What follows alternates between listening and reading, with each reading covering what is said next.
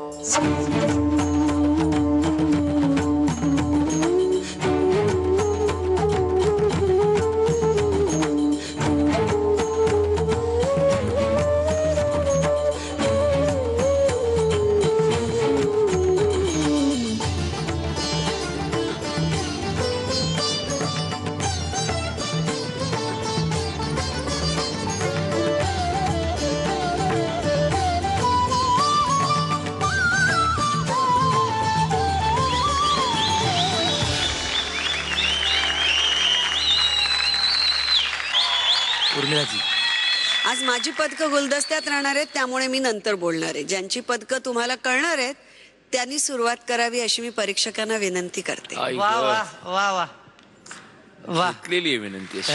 अलगद तुमचा परफॉर्मन्स बघताना अगदी डोंगराच्या वरती जाऊन आकाशाकडे रात्री पाहणं आणि मग थांबतच नाहीत तारे, तसे तुमचे UV बाण काही थांबतच नव्हते. राम जो चालायला लागला तो तर अप्रतिम होता भाग. मागे चाललेत सगळे, म्हणजे थोडंसं ॲनिमेशन वाटलं. नंतर द मोस्ट कॉमिक पार्ट जे आपण आपल्या रामायणात जेव्हा आपल्या TV वर आले होते तेव्हा ते बाण यायचे आणि दोघांचे बाण असे काहीतरी व्हायचे, नंतर काहीतरी गायब व्हायचा. तो इफेक्ट तुमचा फार छान होता, मला आवडला. मी प्रेक्षकांना सांगू इच्छिते की कदाचित त्यांना कळत असेल किंवा नसेल की ह्या अशा प्रकारच्या ॲक्ट्समध्ये खरोखरच किती, आपल्या लोकल मराठीत सांगायचं झालं तर किती ढोर मेहनत करावी लागते. खूप खूप मेहनत जाते, तेव्हा कुठेतरी जाऊन अशा टाईपचे ॲक्ट्स दिसतात. त्या मेहनतीकरता सर्वप्रथम तर तुमचं अभिनंदन. अतिशय सुंदर. त्या रावणाची 10 तोंड सुद्धा तितकीच प्रभावशाली, तो जटायू सुद्धा, आणि त्या रावणाची 2 रूपं सुद्धा तितकीच सुंदर आणि फारच फारच छान, अगदी मनमोहक सुंदर. मकरंद सर पदक देणार आहेत, त्यामुळे